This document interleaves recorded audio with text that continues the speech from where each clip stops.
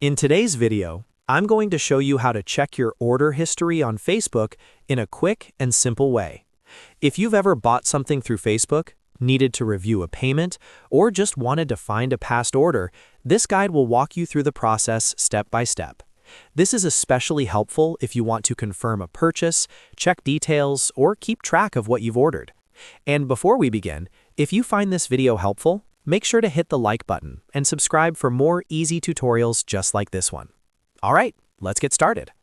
First, open Facebook and make sure you're signed into the account you used for the purchase.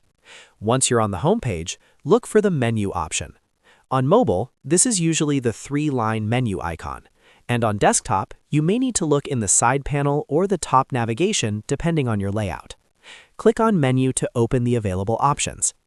After that, use the search field or menu search and type Order and Payments. This is the section Facebook uses to show transaction-related activity, including your order history and payment details. Once you see Order and Payments appear in the results, select it. Now Facebook will take you to the page where your purchases, orders, and payment activity are listed.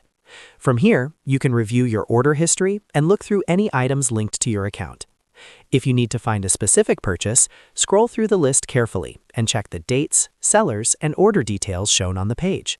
This can help you confirm whether an order went through, see what was charged, or simply keep track of previous activity.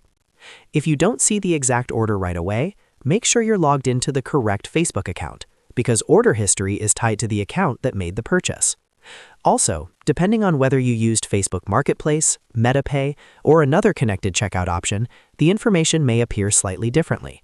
The important part is that the Order and Payment section is where you'll go to find that information.